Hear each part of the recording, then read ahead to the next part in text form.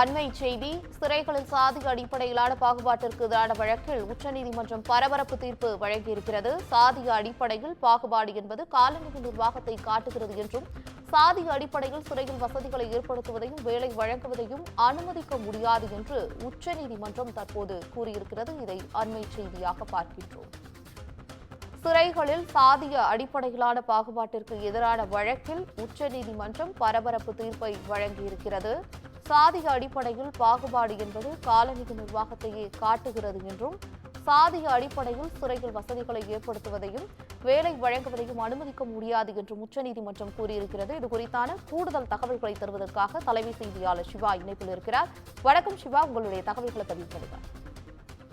பவித்ரா, சிறைகளில் சாதிய பாகுபாடு காட்டப்படுவதாக உச்சநீதிமன்றத்தில் தொடுக்கப்பட்ட வழக்கில் தலைமை நீதிபதி சந்திரசூட், நீதிபதிகள் பர்திவாலா, மனோஜ் மிஸ்ரா ஆகியோர் கொண்ட அமர்வு இன்று ஒரு பரபரப்பான தீர்ப்பை வழங்கியிருக்கிறார்கள். குறிப்பாக அந்த தீர்ப்பில் அவர்கள் குறிப்பிட்டிருப்பது, காலனிய சட்டங்கள் தற்போதைய கிரிமினல் சட்டங்களினுடைய தாக்கத்தை ஏற்படுத்துகின்றன என்பதை இந்த தீர்ப்பில் நாங்கள் தெளிவாக தெரிவித்திருக்கிறோம் என்று அவர் குறிப்பிட்டிருக்கிறார்கள். அது மட்டுமல்லாமல் அரசியல் அமைப்பு சட்டங்கள் குடிமக்களுடைய கண்ணியத்தையும் சமத்துவத்தையும் நிலைநிறுத்த வேண்டும் என்றும், சாதிய பாகுபாட்டை ஒரே நாளில் மாற்றிவிட முடியாது என்றும் நீதிபதிகள் தங்களுடைய கருத்துக்களாக தெரிவித்திருக்கிறார்கள்.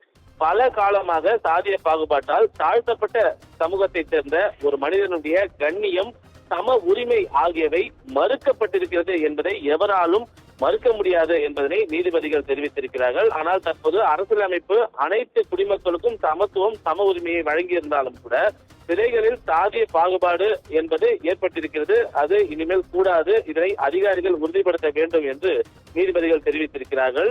கைதிகளுடைய கண்ணியத்தை காத்து அவருடைய காலனிய மனநிலையை ஏற்படுத்தக்கூடாது என்றும் நீதித்துறை தற்போது அதுக்குரிய ஒரு எச்சரிக்கையை சிறைத்துறைக்கு தெரிவித்திருக்கிறது. கைதிகளுடைய மனநிலை, உடல்நிலை குறித்து சிறை நிர்வாகம் அறிந்து வைத்திருக்க வேண்டும். அதுதான் அரசியலமைப்பு சட்டமும் கூறுகிறது என்பதனை தெரிவித்தது மட்டுமல்லாமல், சிறை கைதிகளை மனிதாபிமானமற்ற ஒரு செயலை செய்ய வைத்தாலோ அல்லது அது போன்ற ஒரு முறையில் நடத்தப்பட்டாலோ அதற்கு முழு பொறுப்பு ஏற்க வேண்டியது அந்தந்த மாநில அரசுகள் தான் என்பதையும் உச்சநீதிமன்றம் கடுமையாக தெரிவித்திருக்கிறது. குறிப்பாக இந்த சாதிய அடிப்படையிலான பாகுபாடு, வெறுப்பை உமிழ்வது, அவமதிப்பு செய்வது என்பதை காலனிய நிர்வாகத்தையே, காலனிய ஆதிக்கத்தையே காட்டுகிறது என்பதை காட்டமாக குறிப்பிட்டிருக்கக்கூடிய நீதிபதிகள் இதற்கு முழு பொறுப்பு ஏற்க வேண்டியது அந்தந்த மாநில அரசுகள் தான் என்பதையும் இந்த தீர்ப்பில் தெளிவாக குறிப்பிட்டிருக்கிறார்கள். பவித்ரா, உங்களுடைய தகவலுக்கு நன்றி சிவா.